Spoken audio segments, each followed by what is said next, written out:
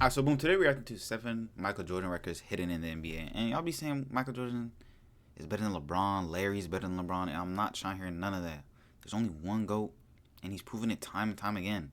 But I'm willing to dive back into some of the records and see what they got. Because they're saying like some stuff is everybody's known, it's popularized, and other stuff is just hidden. You think you know Michael Jordan.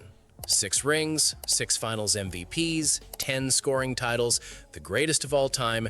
You have heard all of it 1,000 times. Highlights, documentaries, debates, The Last Dance. You have seen everything. But what about the numbers that never make it into the conversation? The records sitting quietly in the official NBA books that even the most obsessed, most dedicated, most hardcore Jordan fans have never actually stopped to think about. 7 of them, all real, all verified, all official NBA records. And by the time we get to number 1, everything you thought you knew about Michael Jordan gets even bigger. Record 7, never under 20. Michael Jordan played in 35 NBA Finals games across his career.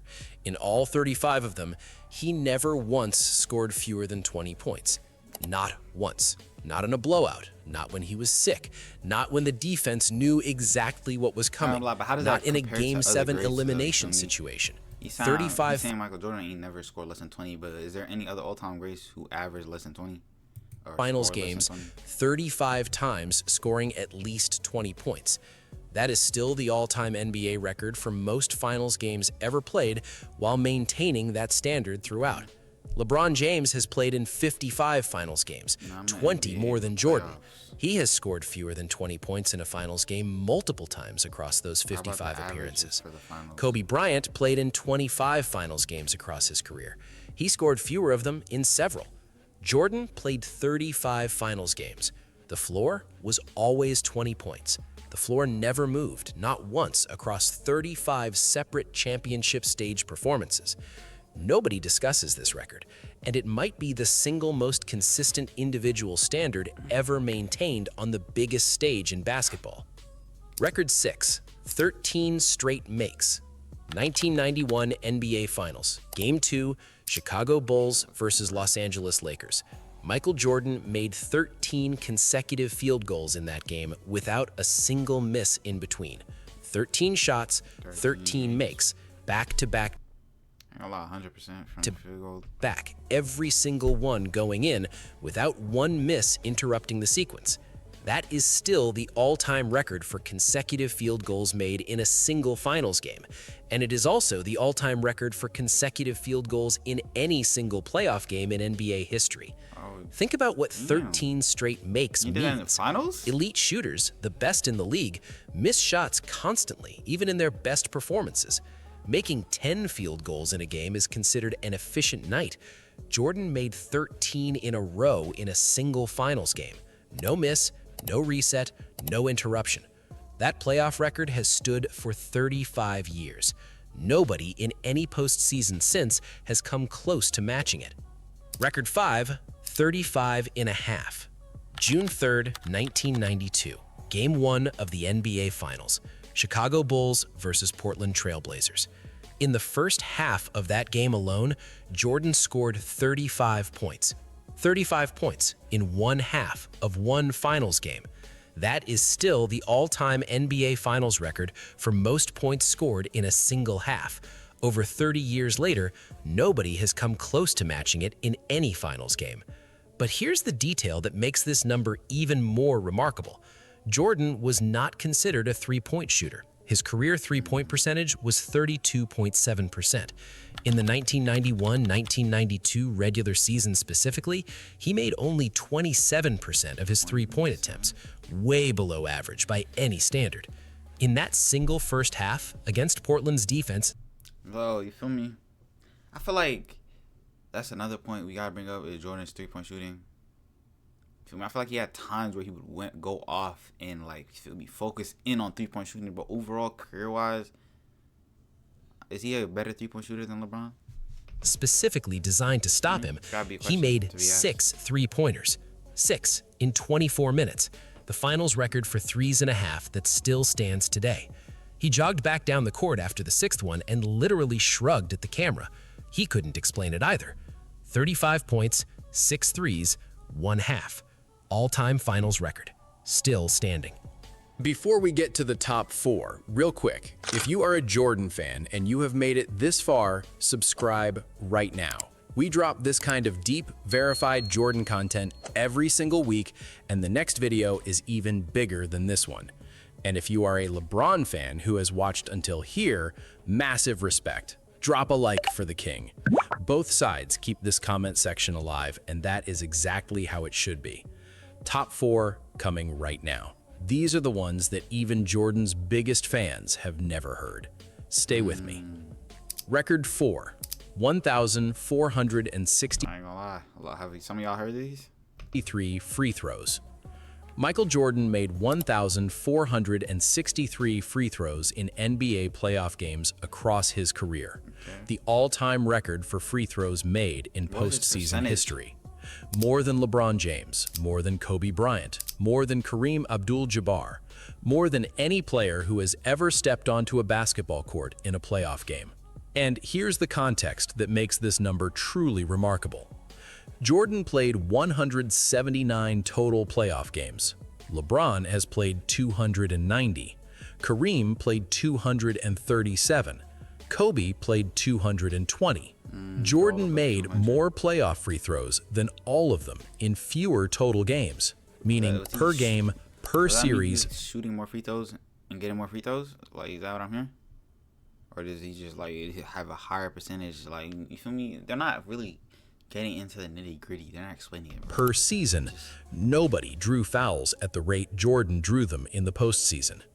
1,463 makes, all-time record, from the player whose entire legacy gets discussed through championships and scoring averages, while this specific number sits completely unmentioned in almost every conversation about him. Record 3, 5 times at 50. This one requires reading twice. Michael Jordan is the only perimeter player in NBA history, guard or wing, to average 30 or more points per game in a single season while simultaneously shooting 50% or better from the field. He did it 5 times, not once, 5 separate seasons, averaging over 30 points per game while converting at least half of every shot he attempted. Think about what that combination requires. Scoring 30 points per game at volume means taking a lot of shots. Taking a lot of shots while maintaining 50% shooting means every shot has to be an elite, well-created, well-executed attempt. Volume and efficiency at the same time, every single night for an entire season. Kevin Durant, considered by many analysts to be the most technically perfect scorer alive today, has never once averaged 30 points per game while shooting 50% for a full season. LeBron James. Sorry, this guy trying to say that Michael Jordan is a better scorer than Kevin Durant. But, like, look, KD's the greatest scorer ever. Like, I think Kyrie is a better scorer. It's just KD's 7 foot, and that just makes him more, feel me? It gives him a little advantage. But in my opinion, Kyrie can do everything on the basketball court like no other player. But he's saying Michael Jordan is a better scorer than KD. The all-time scoring leader has done it 0 times at 30 points per game and 50% from the field for a season. Kobe Bryant, 2 scoring titles, 81-point game, Hall of Famer, 0 times at 30 points per game and 50% from the field for a season. Jordan did it 5 separate times. Watch the Kobe videos. Was Kobe bad at making shots? Was he not a good shot maker? The only perimeter player in the history of this sport to combine that volume with that accuracy for a full season. And he did it 5 times across his career like it was a standard he simply expected of himself. 63. Michael Jordan went 632 consecutive regular season games without losing 3 games in a row.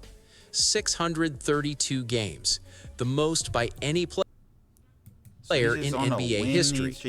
To understand what that means, losing 3 consecutive games in the NBA is considered a rough stretch, even for the best teams in the league.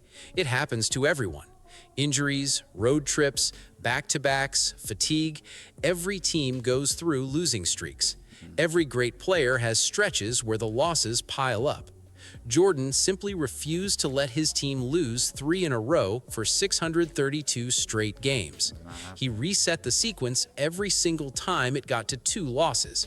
Not because he won every game, nobody does, but because every time his team lost 2 consecutive games, Jordan delivered in the 3rd one. Something about the specific situation of Jordan would just like never let them lose. He'd show up in that 3rd game and just drop a 40, well, if needed.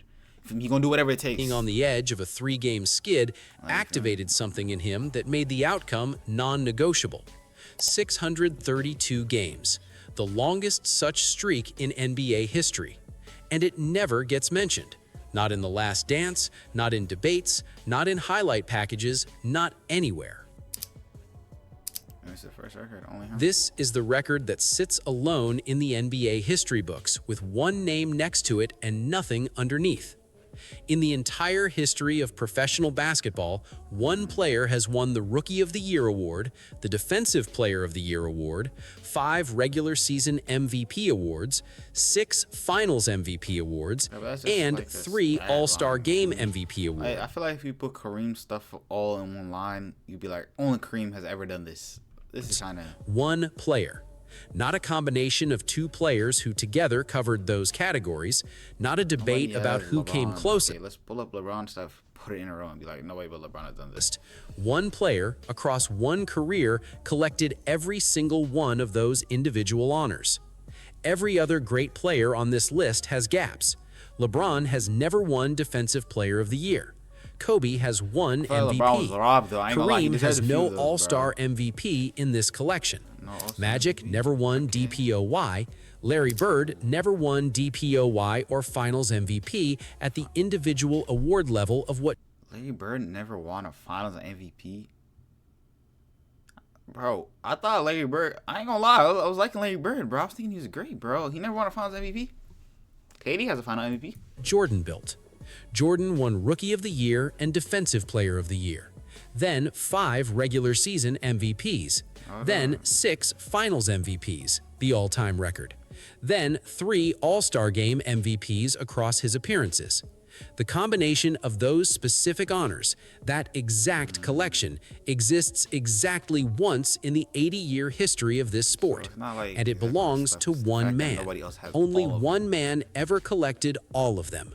And the gap between Jordan's collection and every other great player's collection is not a matter of opinion or era or context. It is a matter of what the official NBA records say. And they say one name. Those were 7 Michael Jordan records that are in the... So I ain't gonna lie, I feel like those are some hidden stuff or some like regular stuff everybody should know about Michael Jordan.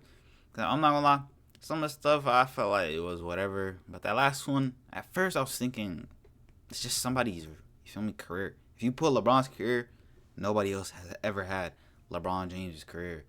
But when he put it like that, you feel me, LeBron's missing a DPOI, this and this. But LeBron should not be missing a DPOI. I feel like certain stuff in LeBron's career was an agenda to make sure Michael Jordan stayed as a GOAT, you feel me? But y'all can drop your opinions on that in the comment. I feel like he was just blocked from achieving certain things because they didn't want him to be the GOAT. They didn't want him to win certain stuff. But he still ended up winning certain stuff and becoming the GOAT. With that being said, I'm going to see you on the next one.